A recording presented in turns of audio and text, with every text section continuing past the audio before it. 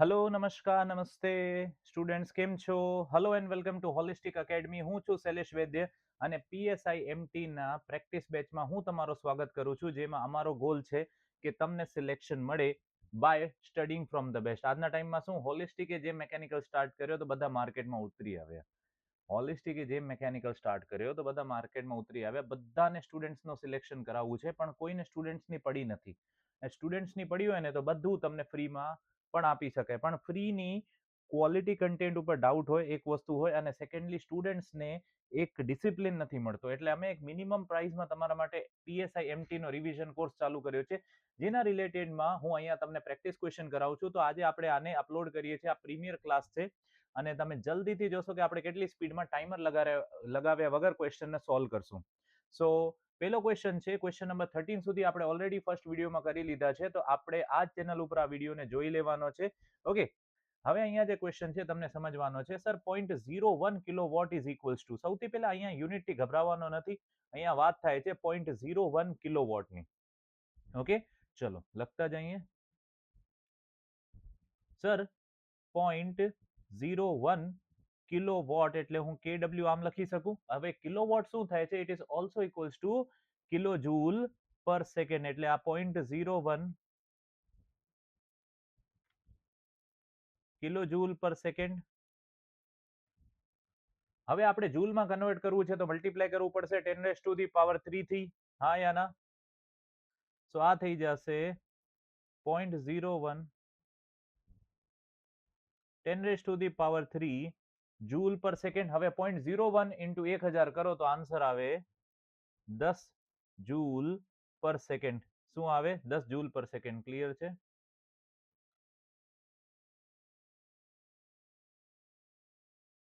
બરોબર છે. એકવાર આવા યુનિટ કન્વર્ઝન તમને આવડવું બહુ જરૂરી છે. ડેસી, સેન્ટી, મિલી, માઇક્રો યુનિટમાં કન્વર્ઝન જો તમને ખબર હોય તો તમે સિસ્ટમેટિકલી તૈયાર કરી શકો છો. ઓકે, તો આવા ક્વેશ્ચનમાં ગભરાવાનો નથી. એકાદ ક્વેશ્ચન હાઈ ચાન્સીસ છે કે તમે 23 તારીખના પેપરમાં યુનિટ કન્વર્ઝનનો જોશો. હાઈ ચાન્સીસ છે. સર, હાઈ ચાન્સીસ છે તમે કેમ કહી શકો છો? એક તો પહેલી વસ્તુ છે આપણે જૂના પેપરનો એનાલિસિસ કરીએ, બટ આ થોડોક તમારા માટે ઈઝી થઈ ગયો છે. આપણે જે ટેસ્ટ સિરીઝ બનાવીએ છીએ એમાં થોડોક ટ્રિકી ક્વેશ્ચન તમારા માટે હોઈ શકે છે. એમાં થોડુંક ટ્રિકી ક્વેશ્ચન તમારા માટે હોઈ શકે છે, તો આપણે એવા ક્વેશ્ચન્સની તૈયારી કરવાની છે. ચલો next question. Sir, the distance between the force acting in the couple is known as. હવે અહીંયા એક વસ્તુ એવી છે કે અમે તમારા માટે એન્જિનિયરિંગ મેકેનિક્સનો જે પહેલો પાર્ટ છે, પહેલા લેક્ચર્સ છે, મોસ્ટલી બધા લેક્ચર્સ મેં તમારા માટે ફ્રી ઓફ કોસ્ટ રાખ્યા છે. તો એમાં આપણે મુવમેન્ટની, કપલની વાત કરી હતી. તો મુવમેન્ટ ઓફ કપલનો ડેફિનેશન શું થાય છે? હંમેશા યાદ રાખવાનો છે, when the equal and opposite forces are separated by definite distance. કેવી રીતે લાગે? માની લો આ બોડી છે, આના ઉપર બે ફોર્સ આવી રીતે લાગતા હોય, ઇક્વલ એન્ડ ઓપોઝિટ ફોર્सेस, જે મેગ્નિટ્યુડમાં સેમ છે પણ સેમ લાઇન ઓફ એક્શન ઉપર નથી લાગતા. Okay, equal and opposite forces separated by a definite distance. તો અહીંયા હું ડેફિનેશન લખી દઉં.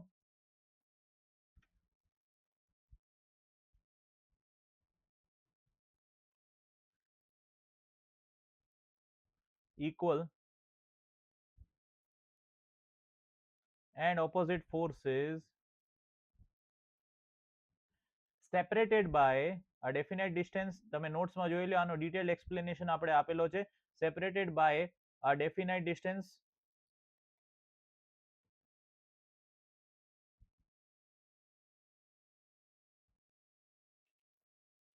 અને અહીંયા બે ફોર્સ વચ્ચેનો જે ડિસ્ટન્સ હોય એને શું કહેવાય છે? ક્વેશ્ચનમાં પૂછ્યો છે, તો એને આર્મ ઓફ કપલ કહેવાય. શું કહેવાય?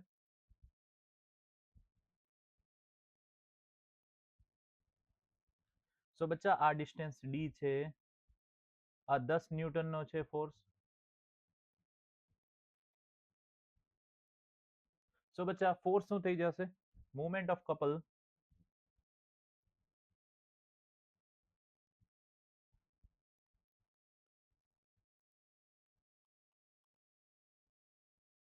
સો બચ્ચા આ શું થઈ જશે? ફોર્સની વેલ્યુ ઇન્ટુ ધ ડિસ્ટન્સ, એટલે એને કહેવામાં આવે છે arm of couple. Arm of couple. એક વસ્તુ પણ સર, આ તો ઓપ્શનમાં ક્યાં દેખાતો નથી, તો હવે આપણે કપલની કેરેક્ટરિસ્ટિક જોવી પડશે, જે શૈલેષ સર સિવાય તમને કોઈ નહીં કહે. કેમ કે તમે કોઈની પણ નોટ્સ ઉપાડી લ્યો, તમને આ લેવલ ઉપર કોઈ એક્સપ્લેન નહીં કરે, કેમ કે સર અમારા જ કોન્સેપ્ટ ક્લિયર નથી. ભણાવવાનો શોખ બધાને છે, પણ પોતાનો કોન્સેપ્ટ ક્લિયર હોય ને, જેને 10 વર્ષ આપે છે ને તમારા માટે, એને તમને અહીંયા ભણાવવાનો ઈચ્છા પાછી થઈ છે. તો અહીંયા તમારો એક કેરેક્ટરિસ્ટિક છે કે આપણે કપલને કહીએ છીએ ફ્રી વેક્ટર. શું કહેવાય છે કપલને? કપલને કહેવાય છે. પેલી વસ્તુ તો આ કપલના લીધે આ બોડીમાં પેદા થશે પ્યોર રોટેશનલ ઇફેક્ટ. શું પેદા થશે? Only and only pure rotational effect. બરોબર છે? Only and only pure rotational effect થશે. અને આપણે એમ કહી શકીએ આ ફ્રી વેક્ટર છે. ફ્રી વેક્ટર કેમ છે? દેટ મીન્સ આનો હું ડેફિનેશન પણ લખાવી દઉં છું કે મુવમેન્ટ ઓફ કપલ એક વેક્ટર ક્વોન્ટિટી છે, પણ આપણે એને ફ્રી વેક્ટર કહીએ છીએ. ફ્રી વેક્ટરનો મતલબ એવું છે કે આ બોડીના તમે કોઈ પણ પોઈન્ટ ઉપર તમે અપ્લાય કરો, ઈ હંમેશા એક પ્યોર રોટેશનલ ઇફેક્ટ જ ક્રિએટ કરશે. એટલે આપણે એમ કહી શકીએ that applying on any point onto the body, applying on any point on the body,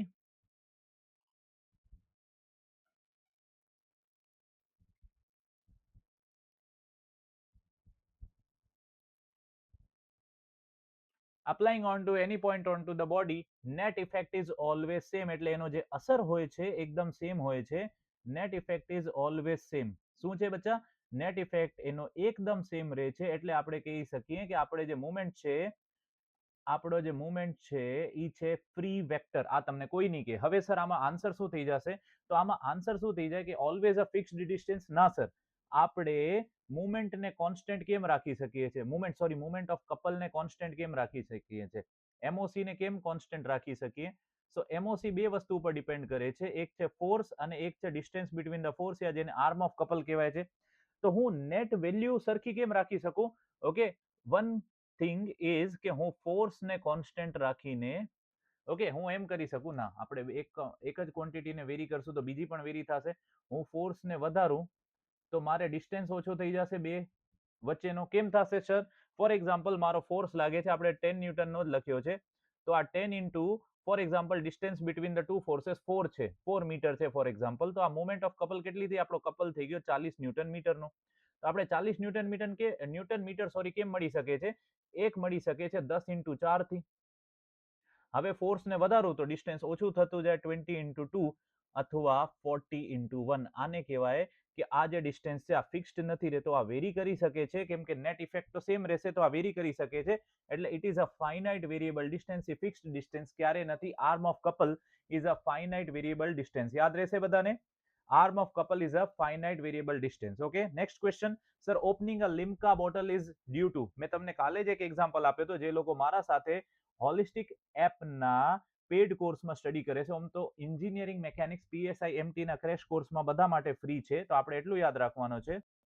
સો બચ્ચા, આપણે બોટલને જ્યારે ઓપન કરતા હોઈએ છીએ, એક બેસિક સાયન્સ છે કે હું એક બોટલ બનાવી દઉં પહેલા. આ વસ્તુ મેં ડેમોન્સ્ટ્રેટ કાલે જ કરી હતી ક્લાસમાં. ઓકે, આ બોટલનો ઉપર કેપ હોય છે, આ બોટલનો ઉપરનો કેપ હોય છે. ઓકે, બહુ ખરાબ ડ્રોઈંગ છે બટ ચાલી જશે. So this is your cap, અને કેપને આપણે થ્રેડેડ બતાડી શકીએ છીએ. કેપને આપણે થ્રેડેડ બતાડી શકીએ છીએ. તો મને એક વસ્તુ કહો, તમે આને બોટમથી હોલ્ડ કર્યા વગર, અહીંયા નીચેથી હોલ્ડ કર્યા વગર શું તમે એને ઓપન કરી શકો છો? તમે શું કરશો કે અહીંયા ટોપ ઉપર એને ઓપન કરવા માટે, અગર તમારી રાઈટ હેન્ડ થ્રેડ છે તો એન્ટી ક્લોકવાઇઝ ડાયરેક્શનમાં, આને ઓપન એન્ડ ક્લોઝ કરી શકશો. એન્ટી ક્લોકવાઇઝ ડાયરેક્શનમાં ઓપન એન્ડ ક્લોઝ કરી શકશો. હા યા ના? એન્ટી ક્લોકવાઇઝ ડાયરેક્શનમાં ઓપન એન્ડ ક્લોઝ કરી શકશો. હા યા ના? કરી શકશો કે નહીં કરી શકશો? યસ ઓર નો બચ્ચા? ઓકે, યસ ઓર નો કરી શકશો. તો આમાં પણ તમને નીચેથી પણ એને હોલ્ડ કરવું પડશે ને, અહીંયા પણ તમને એને ગ્રીપ કરવી પડશે. તો આ શું થઈ જાય? આ થઈ જશે તમારો મુવમેન્ટ થઈ જશે કે કપલ? આ થઈ જશે તમારો મુવમેન્ટ થઈ જશે કે કપલ? આ થઈ જશે કપલ. ઘણા લોકો ઇવન મોટા મોટા એજ્યુકેટર્સ આને મુવમેન્ટ કહે છે, પણ movement is always force into distance. Okay, movement is always force into perpendicular distance. But અહીંયા શું થાય છે? Equal and opposite forces separated by a definite distance. કેમ કે અહીંયા નીચે જે લાગે છે હોલ્ડિંગ ફોર્સ છે, અહીંયા નીચે જે લાગે છે હોલ્ડિંગ ફોર્સ છે, નીચે જે લાગે છે શું છે? હોલ્ડિંગ ફોર્સ છે. ઓકે,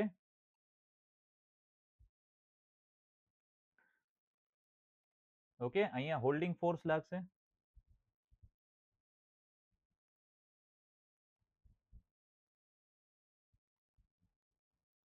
અને અહીંયા જે લાગશે આ છે તમારો ઓપનિંગ ફોર્સ. ઓબ્વિયસલી ચલો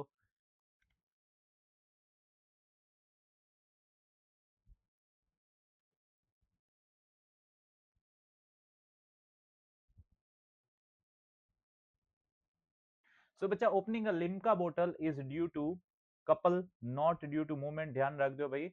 ઓકે, ધ્યાન રાખજો. આગળ વધીએ. ચલો next question sir, the ratio of limiting friction and normal reaction is known as. Okay, હવે આમાં કેવું થાય કે તમને ડાયાગ્રામથી સમજવું પડશે. આ તમારો એક ઓબ્જેક્ટ છે which is kept on to a table, કે જેને આપણે ટેબલ કે ફ્લોર ઉપર રાખેલો છે આવી રીતે. તો આમાં શું થાય, આમાં કેટલા ફોર્સ લાગે? સૌથી પહેલા અગર તમે કોઈ એક્સટર્નલ ફોર્સ અપ્લાય નથી કરતા તો આનો ડાઉનવર્ડ ડાયરેક્શનમાં કરે વેટ એક્ટ. અને જ્યારે આ બોક્સનો અથવા આ બુક છે કે કાંઈ પણ છે એનો સરફેસ સાથે કોન્ટેક્ટ છે તો અહીંયા એક કોન્ટેક્ટ ફોર્સ લાગશે. અહીંયા એક કોન્ટેક્ટ ફોર્સ લાગશે. કોન્ટેક્ટ ફોર્સ શું લાગે? હંમેશા યાદ રાખજો, એ બે ઓબ્જેક્ટ્સને સેપરેટ કરવા વાળો ફોર્સ છે. કોન્ટેક્ટ ફોર્સ શું છે? નોર્મલ રિએક્શન ફોર્સ લાગે, જે બે ઓબ્જેક્ટને સેપરેટ કરવાનો ફોર્સ છે. શું કરે છે કે બંને ઓબ્જેક્ટને સેપરેટ કરવાની કોશિશ કરે. જો ન સમજાવો તો આપણે એન્જિનિયરિંગ મેકેનિક્સનો પાર્ટ 2 જોઈ લો, જેમાં મેં તમને અહીંયા સમજાયો છે about the normal reaction as a separating force. Clearly સમજાયો છે about the normal reaction as a separating force. is this clear બચ્ચા? તો આ ધ્યાન રાખવાનો છે તમને.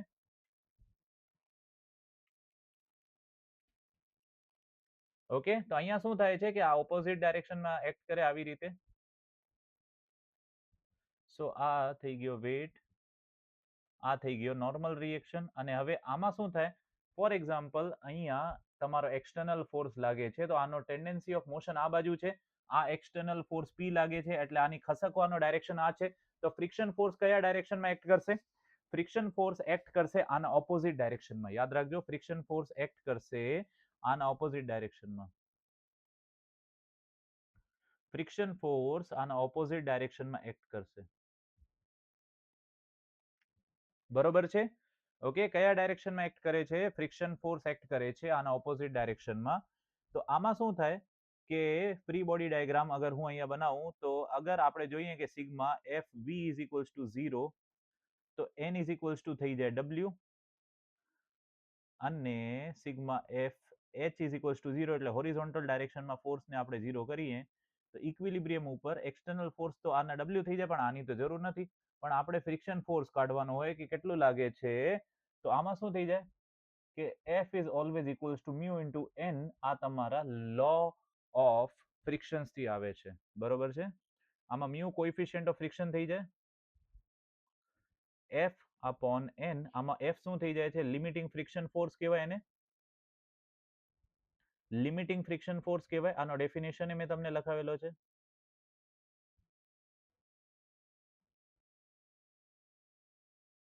એન્ડ નોર્મલ રિએક્શન એન છે. તો બચ્ચા આ કોર્સનો ફાયદો એવું છે કે હું તમને ખાલી અહીંયાથી ક્વેશ્ચન કરાવીને ભાગી નથી જવાનો. એક એક વસ્તુનો પ્રોપર એક્સપ્લેનેશન આપું છું, જેથી કદાચ તમે આટલું જ જોઈને કરી લેશો કામ.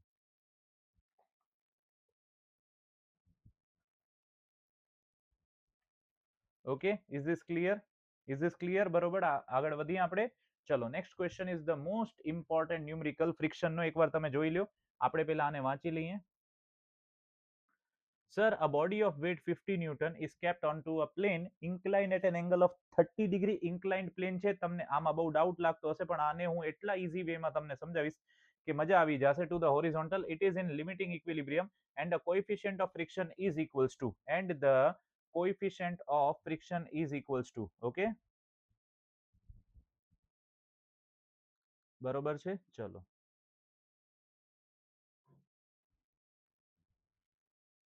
તો આપણે એક ઇન્ક્લાઇન્ડ પ્લેન ને બનાવી લઈએ. સર બનાવી શકશો તમે? શૈલેષ સર છે ક્લાસમાં, બધું થઈ જશે.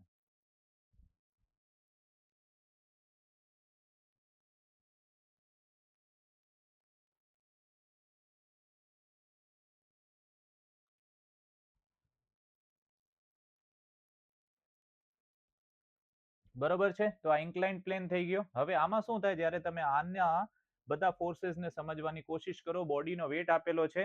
હવે જો આમાં એંગલ આપેલો છે તમને 30 ડિગ્રીનો,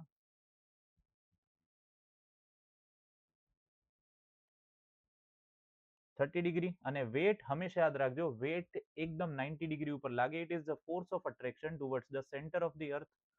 તો વેટ હંમેશા આમ લાગે, આ એંગલ ઉપર લાગે છે આ બ્લોક ને. તો આના બે કમ્પોનેન્ટ આવશે. એક આવશે આપણા પ્લેન ને પરપેન્ડિક્યુલર, અને એક આવશે આ પ્લેન ને સમાંતર, along the plane and perpendicular to plane. તો આના બે કમ્પોનેન્ટ કેમ આવે?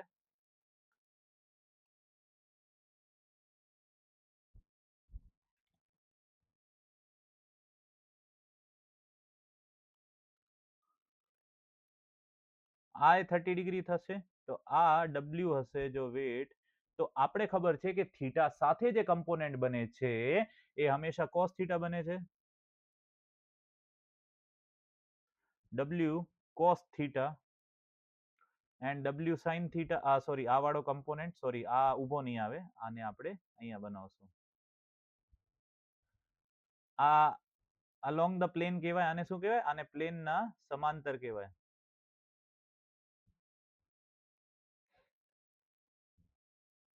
આ થઈ ગયો તમારો ડબલ્યુ સાઇન થીટા, બરોબર છે.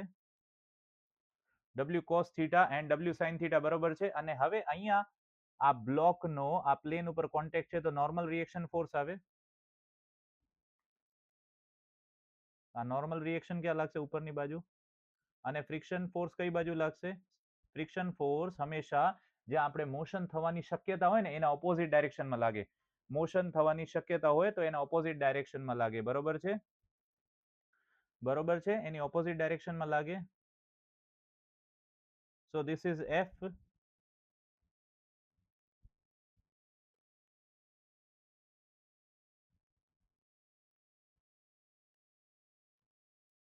સો બચ્ચા, આ થઈ ગયો તમારા બધા ડાયાગ્રામ. હવે તમને અહીંયા ક્વેશ્ચનમાં પૂછ્યો શું છે?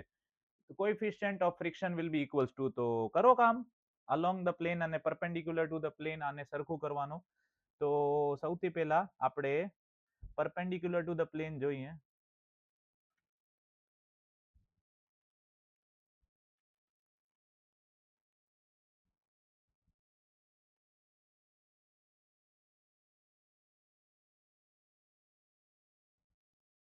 પરપેન્ડિક્યુલર ટુ ધ પ્લેન, સો શું થઈ જશે ભાઈ? આ થઈ જશે n will be equals to w cos theta. એટલે હવે વેટ કેટલું આપેલો છે? 50 ન્યૂટનનો. એટલે 50 cos 30. 50 cos 30. સો cos 30 ની વેલ્યુ શું છે તમે કાઢી લેશો, પણ આપણે નથી કાઢવી. પણ હવે આપણને ખબર છે કે parallel to the plane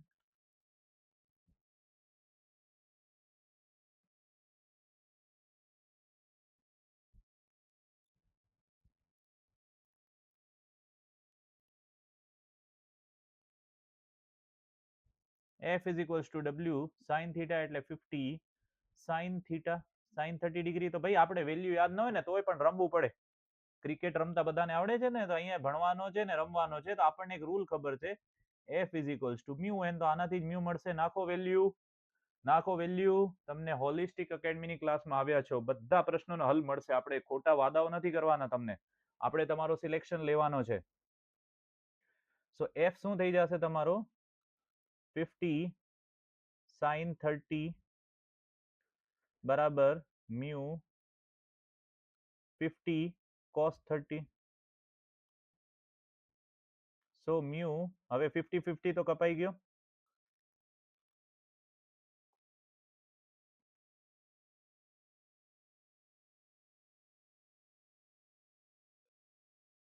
sin y cos is equals to tan 30.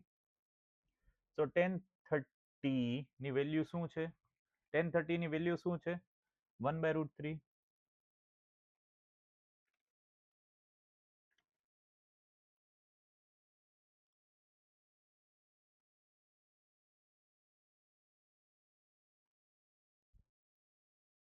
Okay, 1/√3 તમારો આન્સર છે. બરોબર છે. ચલો next question. Sir dash friction is also known as Coulomb's friction. ભાઈ આ પ્રશ્ન તમારો સૌથી ઇમ્પોર્ટન્ટ પ્રશ્નમાંથી એક હશે, કેમ કે આ એક્ઝામમાં બહુ રેગ્યુલરલી પૂછાય છે. તો આપણે જ્યારે ડ્રાય ફ્રિક્શનની વાત કરીએ છીએ એને કુલમ ફ્રિક્શન પણ કહેવામાં આવે છે. The friction between two unlubricated surface, એવું કહી શકીએ. શેના વચ્ચે? The friction between two unlubricated surface, બરોબર છે. યાદ રાખજો, સો ડ્રાય ફ્રિક્શન ને આપણે કુલમ ફ્રિક્શન કહીએ છીએ બીકોઝ તે ડ્રાય સોલિડ સરફેસ વચ્ચે ફ્રિક્શન ફોર્સ ને ડિફાઇન કરે છે. બરોબર છે? બરોબર છે. તો અહીંયા શું આન્સર શું થઈ જશે? કુલમ્સ friction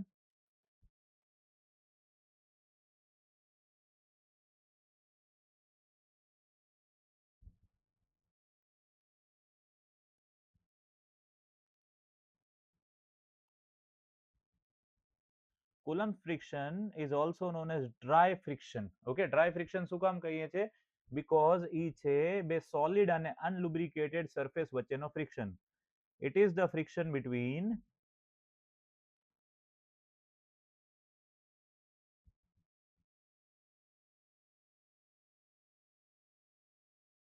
dry and unlubricated surface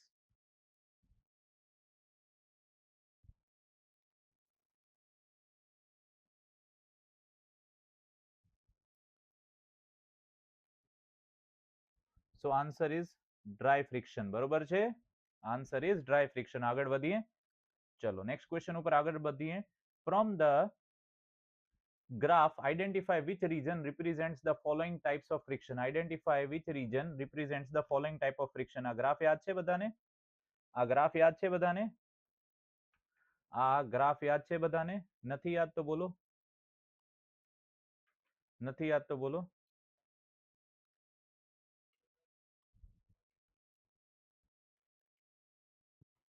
તો બચ્ચા લોક જ્યારે પણ આપણે ફ્રિક્શનની વાત કરીએ છીએ તો ફ્રિક્શન કેમ વધે છે? તો સૌથી પહેલા આપણે યાદ રાખવાનો છે કે friction is self adjusting force.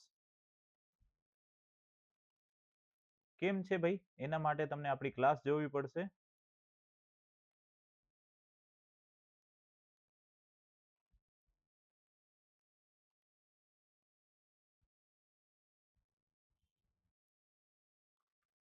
Okay, સો આમાં કેવું થાય છે?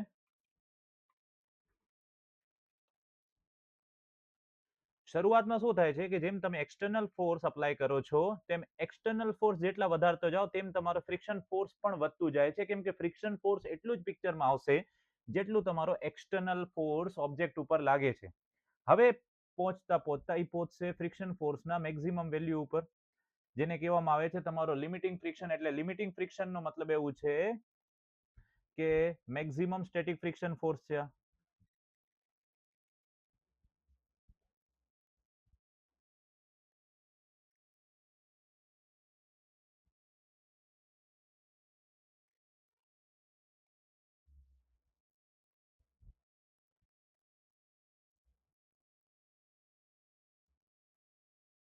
આ મેક્સિમમ સ્ટેટિક ફ્રિક્શન થઈ ગયો. તો અહીંયા સુધી શું હોય કે જ્યાર સુધી તમારો ફ્રિક્શન ફોર્સ એના લિમિટિંગ ફ્રિક્શન અથવા મેક્સિમમ સ્ટેટિક ફ્રિક્શન કરતા ઓછું હોય, when P is less than Fs, તો આપણે એમ કહેશું કે બોડી રેસ્ટ ઉપર રહેશે અને જે ફ્રિક્શન ફોર્સ હશે એને આપણે સ્ટેટિક ફ્રિક્શન કહેશું, પણ એ મેક્સિમમ સ્ટેટિક સુધી પહોંચ્યો નથી. હવે વધતા વધતા આ પ્રપોર્શનલી વધે છે, એટલે મેં એંગલ પણ 45 ડિગ્રીનો રાખ્યો છે અને ત્યારે બોડી રેસ્ટ ઉપર છે. હવે જ્યારે તે વધી જાય છે અને equal to maximum static friction થઈ જાય, જ્યારે તમારો external force equals to maximum static friction થઈ જાય છે, ત્યારે આપણે એમ કહેશું કે બોડીની કન્ડિશન છે ઇમ્પેન્ડિંગ મોશન. ઇમ્પેન્ડિંગ મોશન એટલે જસ્ટ ઇન મોશન. જેટલું એક્સટર્નલ ફોર્સ વધે મોશનમાં આવી જશે. એને કહેવાય છે જસ્ટ ઇન મોશન કન્ડિશન. કઈ મોશન કન્ડિશન કહેવાય છે? Just in motion condition. અને એના પછી જેમ તમારો ફોર્સ એક્સટર્નલ ફોર્સ વધે છે તો શું થાય છે? એક્સટર્નલ ફોર્સ વધારતા જ બોડી મોશનમાં આવી જાય. અને તમને ખબર હોવી જોઈએ કે ફ્રિક્શન સ્ટેટિક થી કાઇનેટિક ફ્રિક્શનમાં બદલાઈ જાય. એટલે કાઇનેટિક ફ્રિક્શનની વેલ્યુ હંમેશા સ્ટેટિક ફ્રિક્શન કરતા ઓછી હોય છે. એનો મતલબ શું છે તમને ખબર છે? એનો મતલબ શું છે કે આપણે ઓબ્જેક્ટને જ્યારે રેસ્ટથી મોશનમાં રાખવું હોય, લાવવું હોય, તો ત્યારે આપણે મેક્સિમમ સ્ટેટિક ફ્રિક્શન ફોર્સને ઓપોઝ કરવું પડે છે, જેની વેલ્યુ વધારે હોય છે. પણ આપણે ગાડીને મોશનમાં રાખવા માટે કાઇનેટિક ફ્રિક્શન ફોર્સ લાગશે, જે સ્ટેટિક ફ્રિક્શન ફોર્સ કરતા ઓછું હોય છે. એટલે આ કન્ડિશનમાં બોડી ઇઝ ઇન મોશન. શું છે આ કન્ડિશનમાં? Body is in motion. બરોબર છે? તો હવે આપણો આન્સર શું થઈ જાય? આમાં આ ડાયાગ્રામને તમે સરખી રીતે જોવો તો અહીંયા બોડી ઇઝ એટ રેસ્ટ, એટલે ફ્રિક્શન અહીંયા સ્ટેટિક ફ્રિક્શન હશે.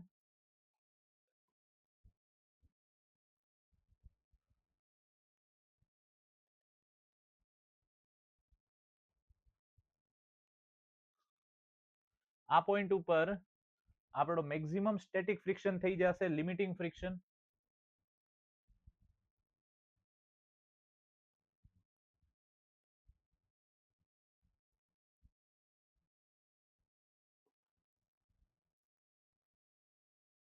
અને અહીંયા તમારો અહીંયા રેસ્ટ ઉપર હોય ઓબ્જેક્ટ.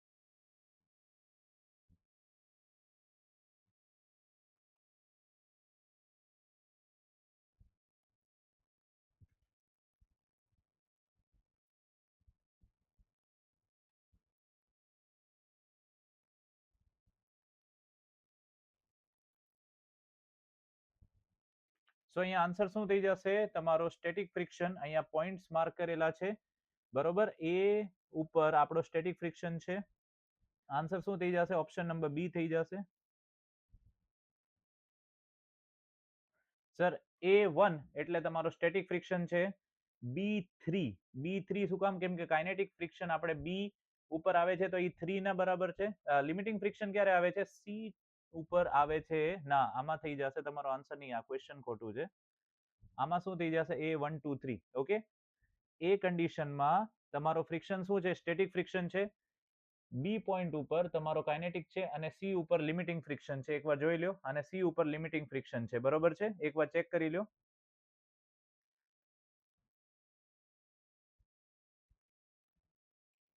A1 C. ઓકે, બરોબર છે, એકદમ બરોબર છે. બરોબર, ચલો. એંગલ ઓફ ફ્રિક્શન ઇઝ, ભાઈ એંગલ ઓફ ફ્રિક્શન શું છે? તો આપણે આને બનાવી દઈએ, બનાવીને સમજાવી દઈએ તમને.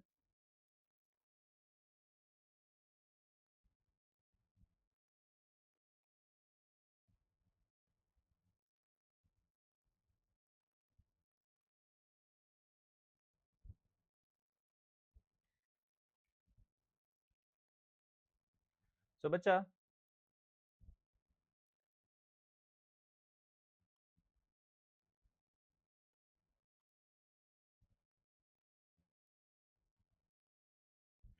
અહીંયા થઈ જશે તમારો વેટ.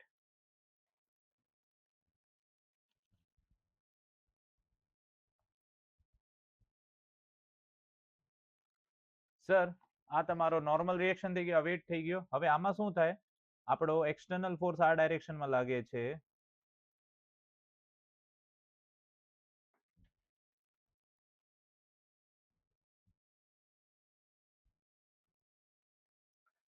સર આ તમારો ફ્રિક્શન ફોર્સ થઈ ગયો, કેમ કે ટેન્ડન્સી જે છે મોશનની એની ઓપોઝિટ ડાયરેક્શનમાં લાગશે. હવે શું થાય? અહીંયા હું પહેલા નામકરણ કરી દઉં.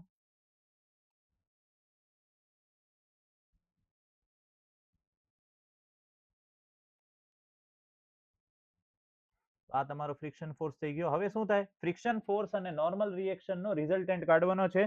તો રિઝલ્ટન્ટ આ બંને વચ્ચે રહેશે.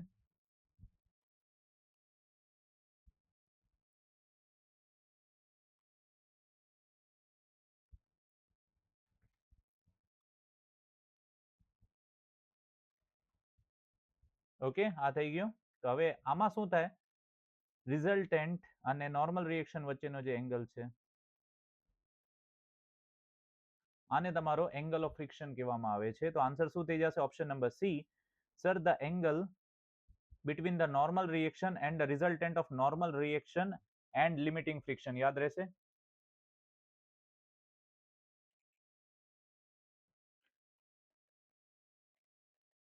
ચલો next question. Sir, a block is resting on an inclined plane begins to slide down the plane, and if the angle of inclination is gradually increased to 30 degree, then the coefficient of friction between the block and the plane is. હવે આમાં કેવું થાય છે કે આ question એમ કહે છે કે તમારો એંગલ ઓફ ઇન્ક્લિનેશન વધીને 30 ડિગ્રી સુધી જાય છે તો એ લિમિટિંગ ફ્રિક્શન કન્ડિશન ઉપર આવી જાય છે. બરોબર છે?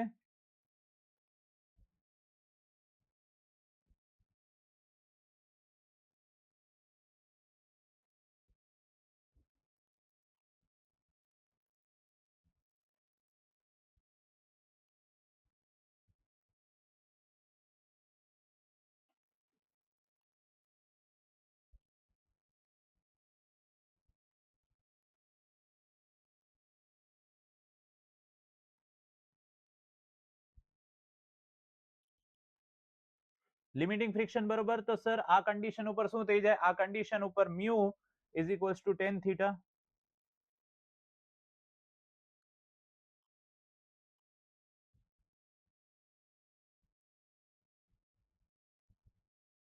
તો આ ટેન 30 ડિગ્રી થઈ જશે. ટેન 30 ની વેલ્યુ કેટલી છે?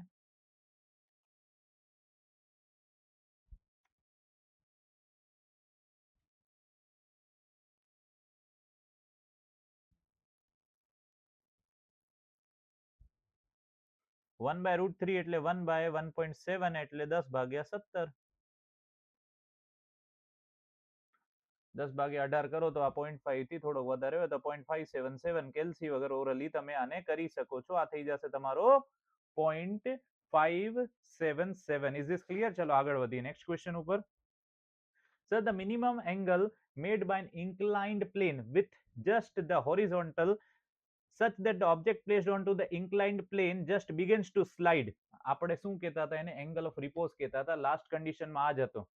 લાસ્ટ કન્ડિશનમાં અહીંયા angle of friction was equals to angle of repose. Theta was equals to phi. શું થઈ જાય? Angle of friction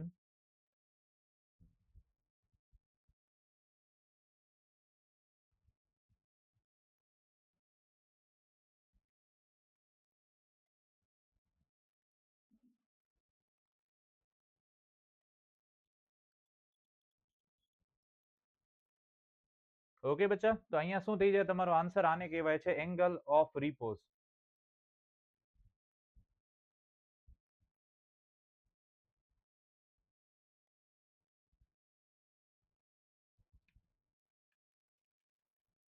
next question. Sir a ladder rests onto a smooth ground against the rough wall. The force of friction acts. હવે ભાઈ friction અને ladder તો Shailesh sir જ ભણાવશે. બીજા કોઈને ભણાવતા આવડતો હોય તો ભણાવી દે. ઓપનલી કહીએ છે, એટલું તમારા માટે મહેનત કરીએ છીએ, તો આપણે આને સમજી લઈએ એકવાર.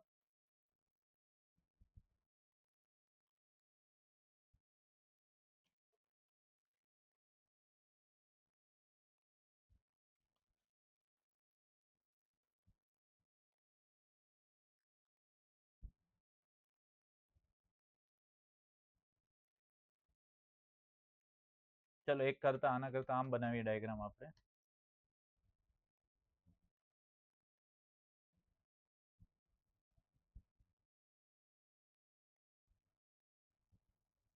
ઓકે, આ તમારો વોલ અને ફ્લોર થઈ ગયો.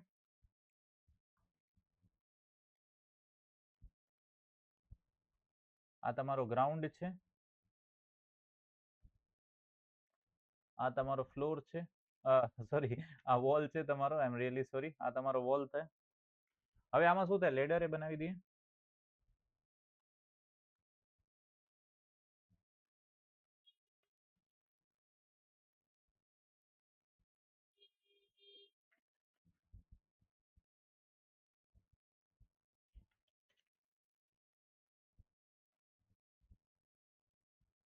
આ લેડર થઈ ગયો તમારો.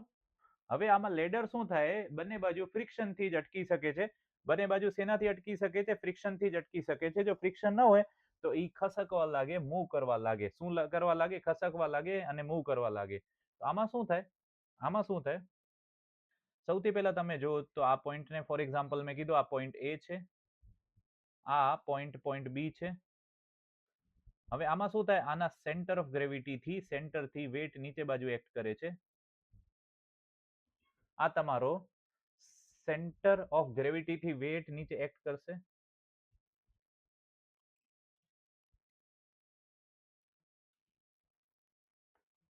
તો બચ્ચા હવે આમાં શું થાય કે અહીંયા પોઈન્ટ ઓફ કોન્ટેક્ટ હોય છે તો નોર્મલ રિએક્શન ફોર્સ લાગે છે અહીંયા ઉપરથી. આ સેપરેટિંગ છે, આ લેડર ને ખસકાવશે એટલે આ થઈ જશે Na. એટલે આ normal reaction at a point થઈ ગયો. અને લેડર નો બીજો પોઈન્ટ ઓફ કોન્ટેક્ટ છે જમીન સાથે, ગ્રાઉન્ડ સાથે. તો અહીંયા પણ નોર્મલ રિએક્શન ફોર્સ એક્ટ કરશે.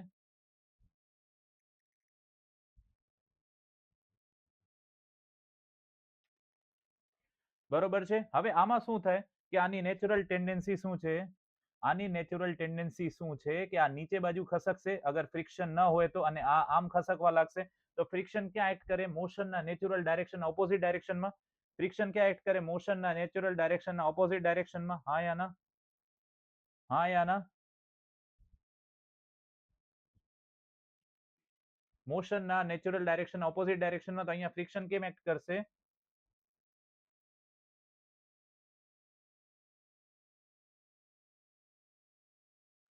આ થઈ જશે તમારો FSA, friction, static friction at point A થઈ જશે. અને આ શું થઈ જશે? અહીંયા ટેન્ડન્સી છે આની આમ નીચે જવાની, તો અહીંયા રાઈટ સાઈડ ખસકવાની, તો ફ્રિક્શન આમ લાગશે.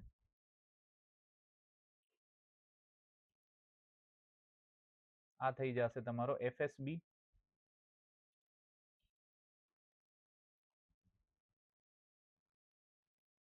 બરોબર છે. તો હવે આમાં આ તમને ક્વેશ્ચનમાં શું કીધું છે?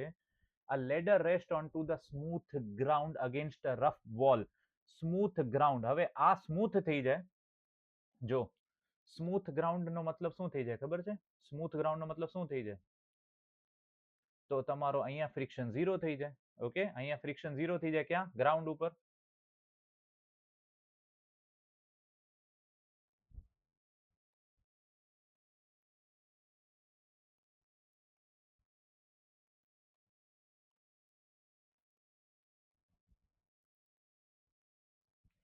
FB is equals to 0 against a rough wall, એટલે FB તો 0 નથી, તો આની ટેન્ડન્સી કઈ બાજુ હશે મોશન કરવાની? ઓકે, આની ટેન્ડન્સી શું હશે ફ્રિક્શન ફોર્સની? તો ફ્રિક્શન ફોર્સ કયો બચ્યો? આ ફોર્સ તો 0 થઈ ગયો. અહીંયા ફ્રિક્શન કઈ બાજુ લાગે છે? ઉપરની બાજુ લાગે છે, FSA. અહીંયા કઈ બાજુ લાગે છે? It is upward at the upper end. Upward at the upper end છે કે નથી? Upward at the upper end યાદ રહેશે આ તમને? ધ્યાનથી જોઈ લ્યો. અહીંયા સુધી ક્લિયર છે તમને?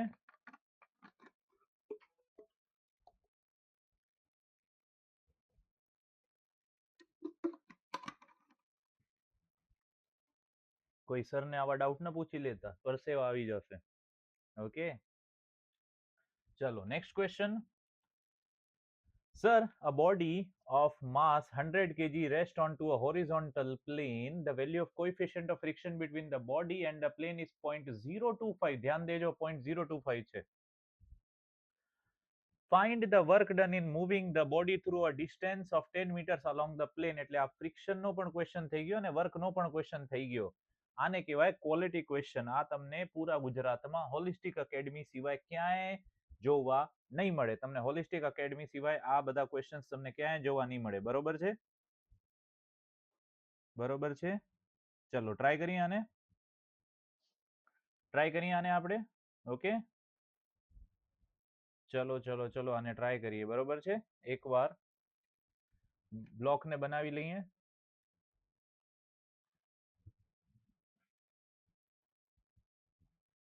આ તમારો સરફેસ છે, એના ઉપર બ્લોક થઈ ગયો. આમાં શું થાય? આ બોડી ઓફ માસ 100 kg. હવે વેટ કઈ બાજુ એક્ટ કરે?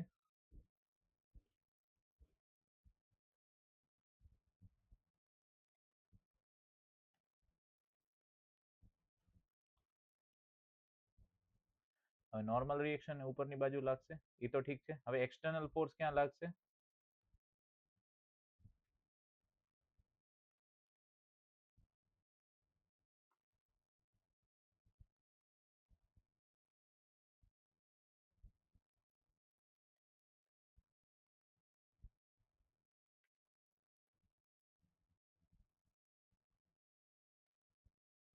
અને આપણો ફ્રિક્શન ફોર્સ કઈ બાજુ એક્ટ કરશે?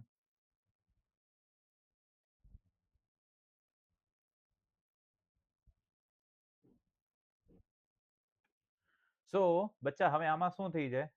આપણને એક વસ્તુ જોવી પડશે કે આપણો F ઇઝ ઇક્વલ્સ ટુ, અહીંયા શું થઈ ગયો? આ તમારો વેટ થઈ ગયો.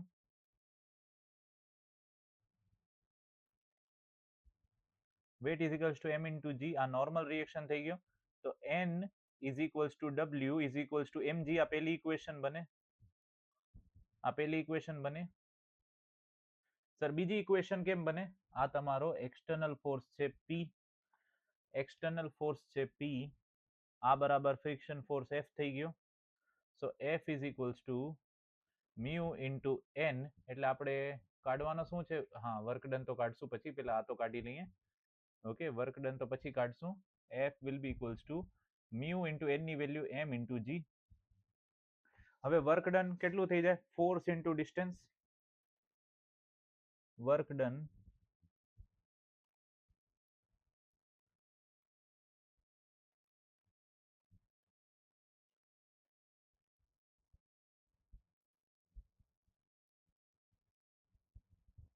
મ્યુ ની વેલ્યુ કેટલી છે? 0.05 ઇન્ટુ માસ કેટલું છે?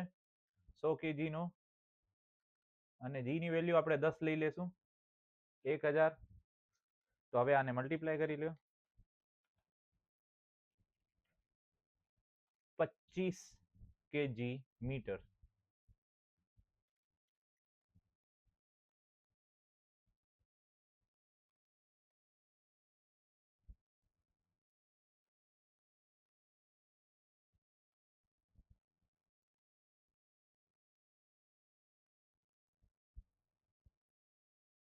બરોબર છે? અહીંયા સુધી ઈઝી ક્વેશ્ચન છે, પણ સમજમાં આવડતો હોય તો ક્લિયર થઈ જાય, ન સમજમાં આવતો હોય તો ન થાય. ઓકે, નેક્સ્ટ ક્વેશ્ચન ઉપર આપણે આગળ વધીએ. કેવા છે ક્વેશ્ચન? એક નંબર ક્વોલિટી છે. Next question, sir which of the following surfaces in contact has minimum coefficient of friction? હવે મ્યુ ક્યારે મિનિમમ હોય?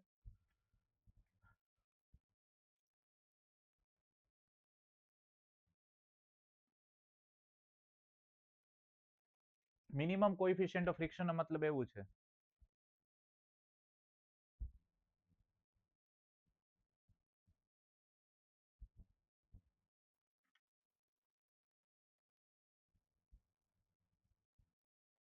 મ્યુ મિનિમમ ક્યારે હોય? હવે હંમેશા યાદ રાખવાનું કે મ્યુ જે છે એ ડિપેન્ડ કરે છે on the pair of contacting surface.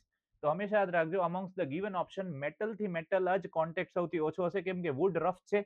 Rubber tyre on a dry concrete surface, ઈ રફ છે એટલે તો તમારી ગાડી હાલે છે. સમજમાં આવે છે? અને વેટ સરફેસ હોય તો થોડોક ઓછું થઈ જાય, પણ સ્ટીલ ટુ સ્ટીલ જેટલું ના થાય. ઓકે, તો આન્સર થઈ જશે તમારો steel to steel.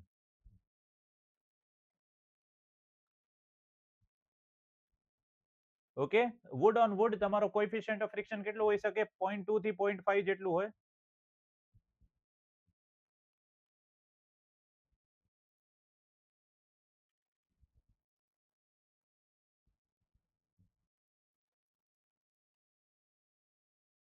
Okay, and rubber tire on a dry concrete surface 0.7 to 1,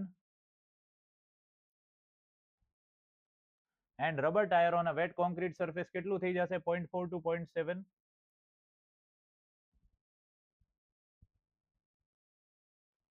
બરોબર છે? તો આન્સર આ તમને ક્લિયર થયો. આગળ વધીએ. Next question, sir the dimensional formula of movement of inertia. ભાઈ મુવમેન્ટ ઓફ ઇનર્શિયા શું છે?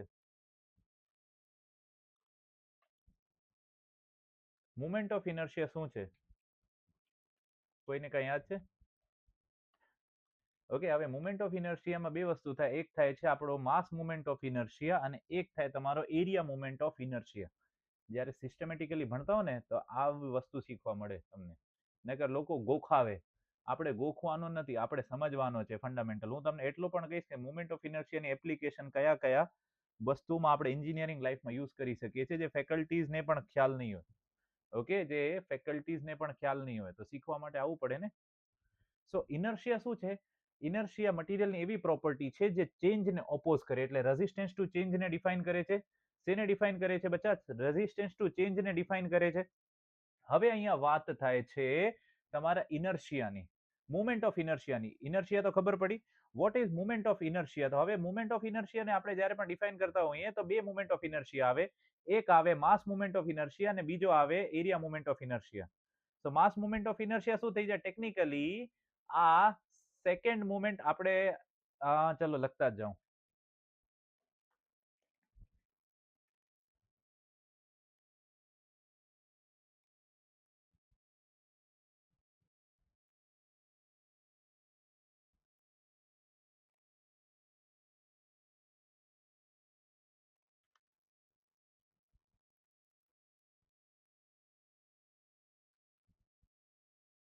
So mass moment of inertia.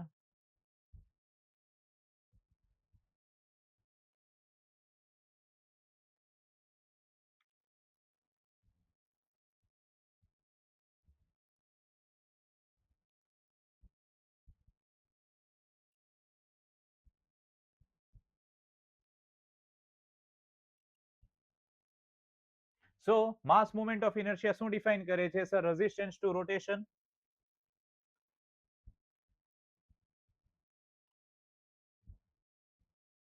Resistance to rotation અને area moment of inertia define કરે છે resistance two bending.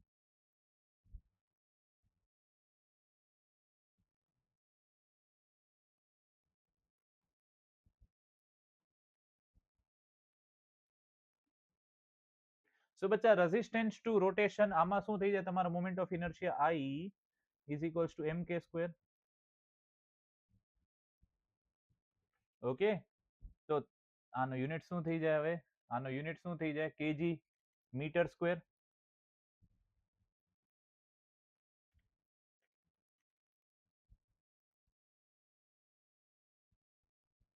ml -2 sorry ml2.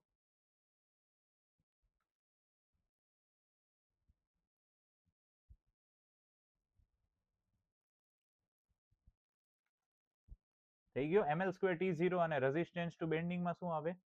Area moment of inertia થાય. સો અહીંયા તમારે moment of inertia શું થઈ જાય? I is equals two a into k square. હવે k તો શું રેડિયસ ઓફ ગાયરેશન છે. હવે એરિયાની યુનિટ શું હોય? મીટર સ્ક્વેર હોય. તો metre square to metre square આ થઈ જાય metre raise to the power 4. તો આનો ડાયમેન્શન શું થઈ જાય?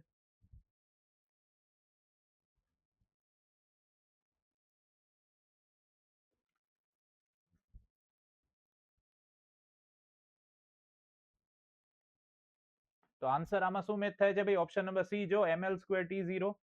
ml square t0.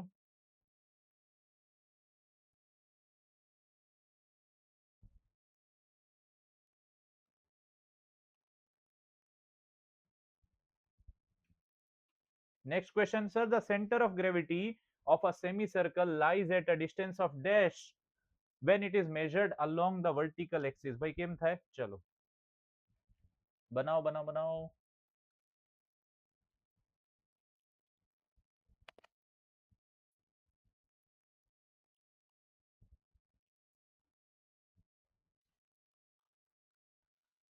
ચલો બનાવીએ આને આપણે.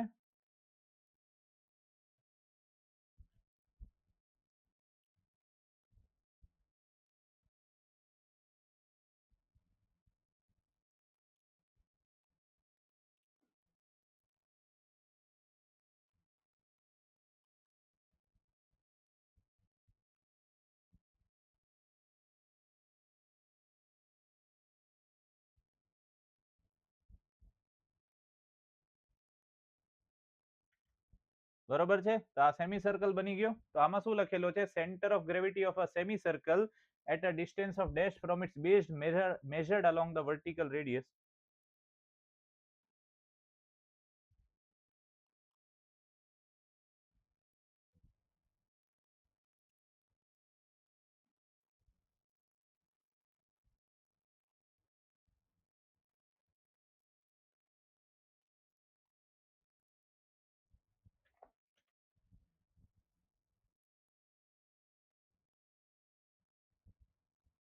બરોબર છે. તો આ કેટલું ડિસ્ટન્સ થઈ જાય?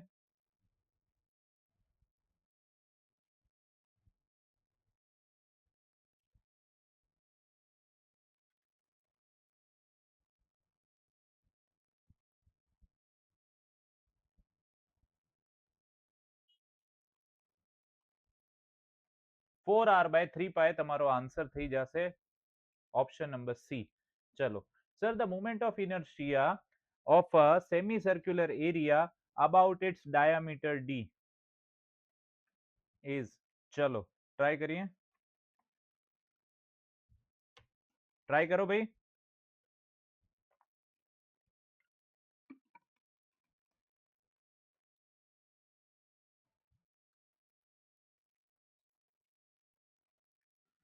ચલો સર, સૌથી પહેલા આમાં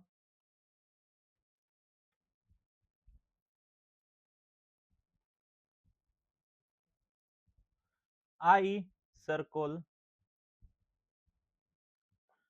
આનો મોમેન્ટ ઓફ ઇનર્શિયા શું થઈ જશે સર્કલનો? π/64.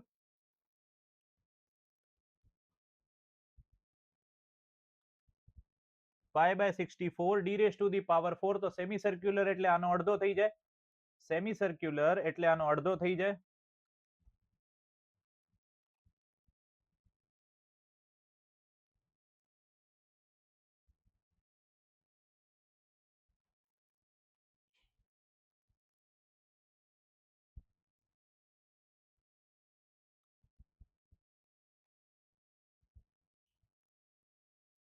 તો આનો અડધો કેટલું થઈ જાય? 5/128.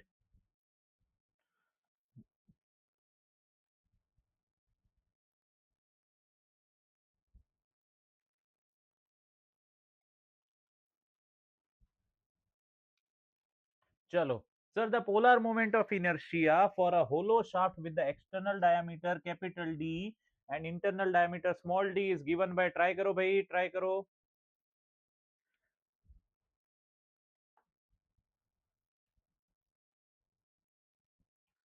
ટ્રાય કરો, 1 મિનિટનો સમય આપું છું તમને. આ તો આમ જોવા જઈએ સોમનો ક્વેશ્ચન થઈ ગયો.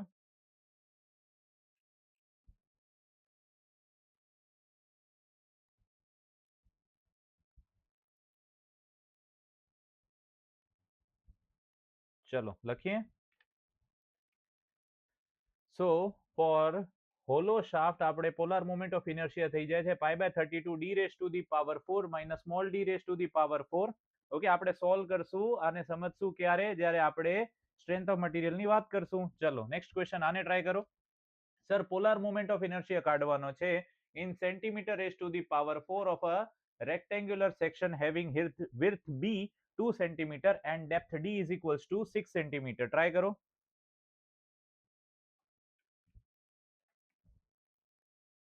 Polar moment of inertia.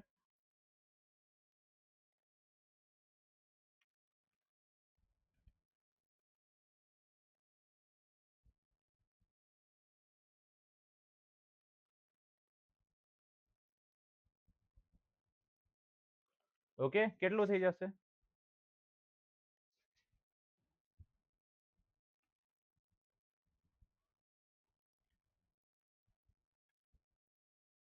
IXX plus IYY.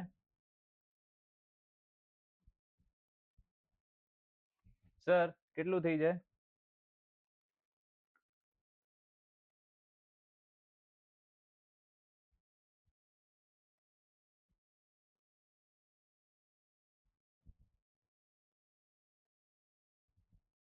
BD cube by 12 થઈ જાય તમારો IXX અને IYY થઈ જાય તમારો DB ક્યુબ બાય 12. નાખીએ વેલ્યુ.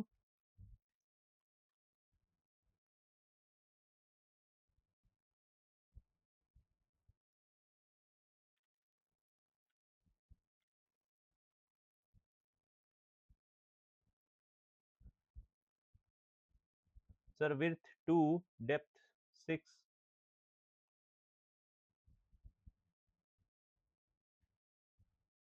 6 into 2 cube. હવે આને સોલ્વ કરીએ. સર, આ 1 ઝા આ થઈ જાય 6 ઝા, તો એક 6 કપાઈ જાય. 6 1 ઝા એન્ડ 2 ઝા, અને આ 2 કપાઈ ગયો, 2 સ્ક્વેર એટલે 36 પ્લસ 4 એટલે આ 40 થઈ ગયો.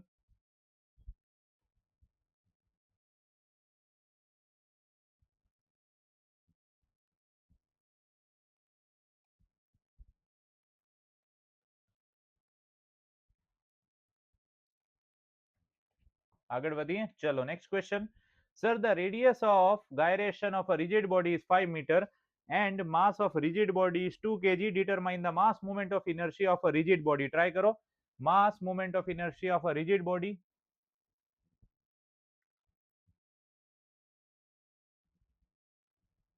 I is equals to mk square થાય છે.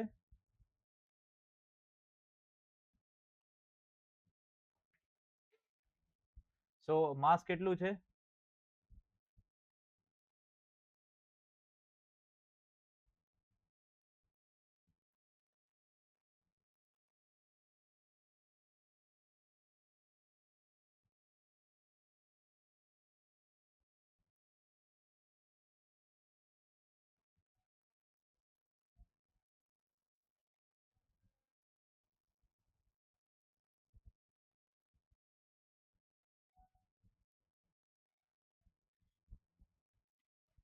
ઓકે, બરોબર છે અહીંયા સુધી નોટ કરી લો. અને નેક્સ્ટ ક્વેશ્ચન છે, the moment of inertia of solid cylinder of mass m, radius r and length l about the longitudinal axis or polar axis is given by. So try કરો આને ભાઈ, લખો લખો લખો.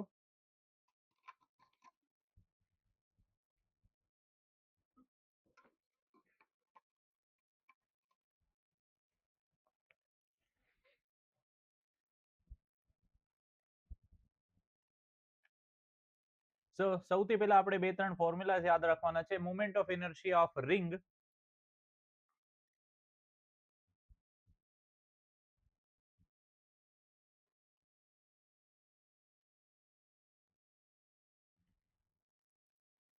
moment of inertia of sphere,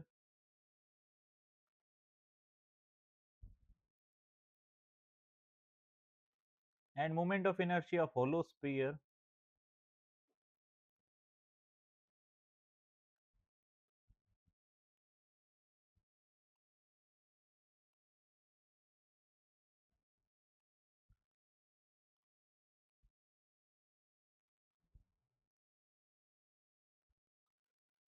sir, the moment of inertia of ring એનો formula છે M R square of sphere 2/5 mr square,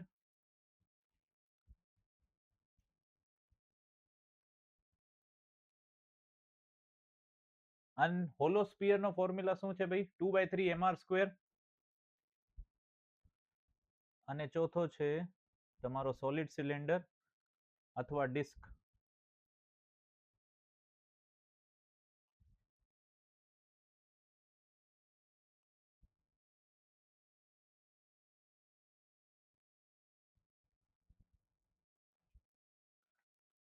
mr square by 2.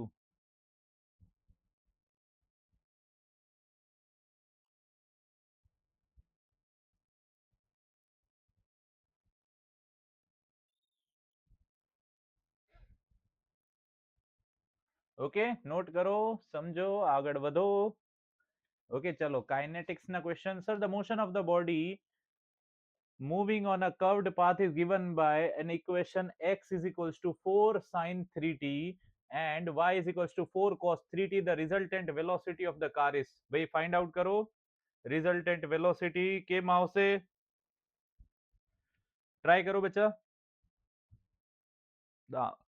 આમાં શું થાય, તમને x અને y આપેલો છે. ચલો આને સોલ્વ કરીએ આપણે.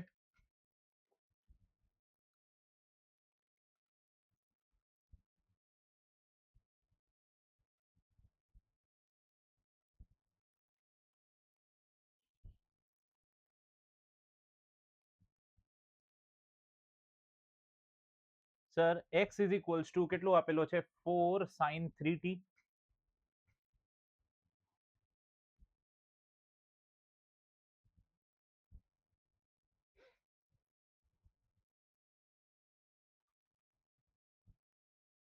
એન્ડ dx by dt એટલે વેલોસિટી અલોંગ ધ x કેમ નીકળે? Velocity along the x direction થઈ જાય dx by dt.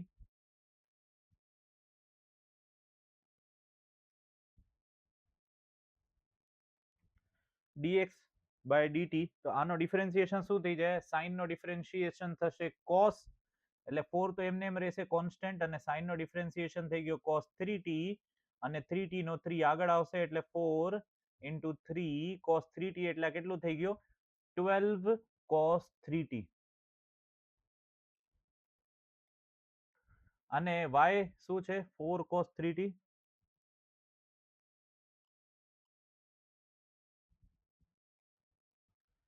સો અહીંયા તમારો vy velocity along y direction શું થઈ જશે? dy by dt.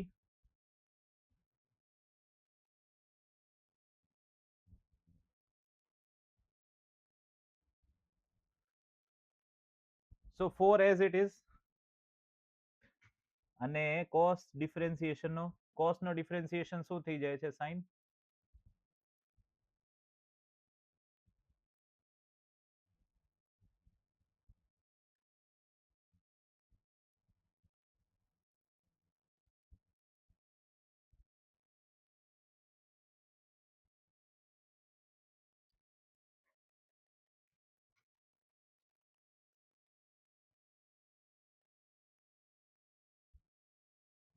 હવે v શું થઈ જશે?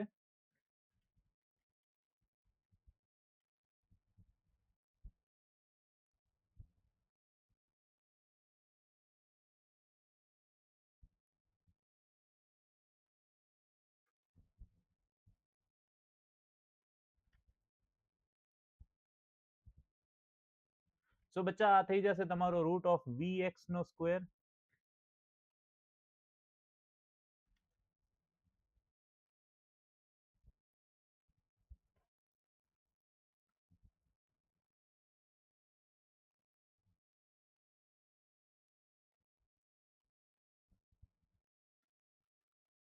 સો કેટલું થઈ જશે ભાઈ? આનો સ્ક્વેર 12 cos 3t નો સ્ક્વેર, એટલે આ થઈ જશે 144 sin સ્ક્વેર 3t.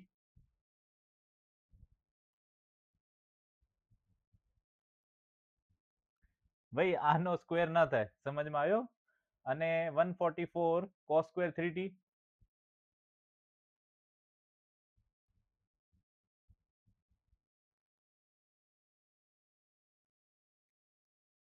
હવે આમાં શું થાય, તમે જો હું 144 ને કોમન લઈ લઉં તો અંદર શું બચે? cos square 3t plus sin square 3t. અને 144 રૂટ ની બારે આવીને 12 થઈ જાય તો અંદર શું બચે તમારો? cos square 3t plus sin square 3t.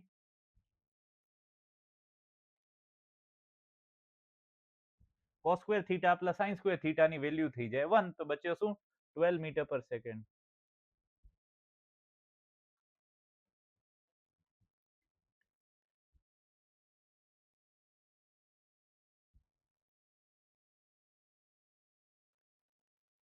Okay, બરોબર છે? 12 મીટર પર સેકન્ડ, બરોબર છે? મજા આવી? આગળ વધીએ. ચલો, last question of the day. So time variation of the position of the particle in the rectilinear motion is given by x is equals to 3t cube plus 2t square plus 4t. If v is the velocity, a is the acceleration of particle in the consistent unit, the motion started with. Motion start થાય છે ભાઈ, કેમ થાય છે? ચલો try કરીએ.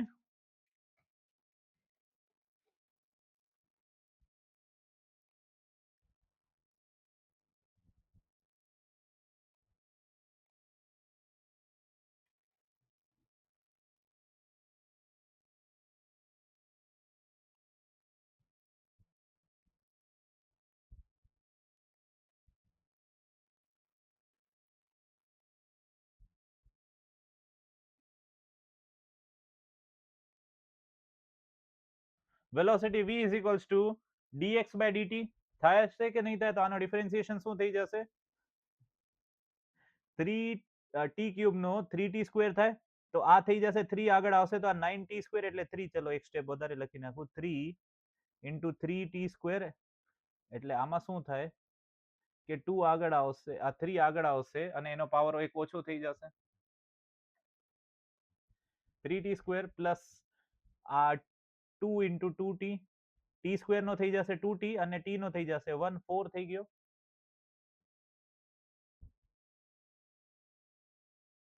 9t square plus 4t plus 4, અને acceleration શું થઈ જાય? વેલોસિટી નો ડિફરન્સિએશન કરો એટલે dv બાય dt.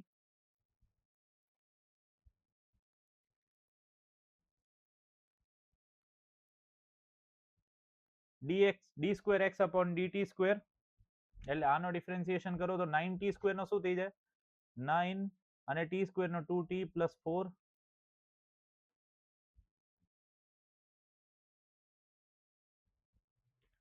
18t પ્લસ 4 થઈ ગયો. 18t plus 4. હવે આમાં શું થાય? ઇફ વેલોસિટી ઇઝ v, તમને the motion started with, motion start ક્યારે થાય છે ભાઈ? મોશન સ્ટાર્ટ થાય ત્યારે તમારો ટાઈમ 0 હોય.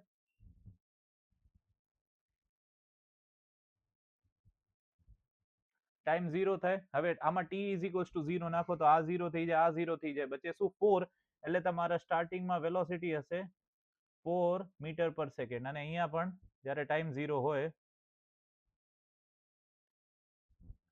એક્સેલરેશન થઈ જશે તમારો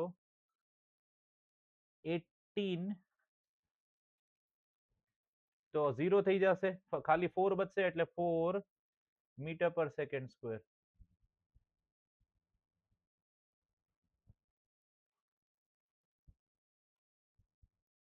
અહીંયા સુધી ક્લિયર છે? સો બચ્ચા thank you for being the part of Holistic academy.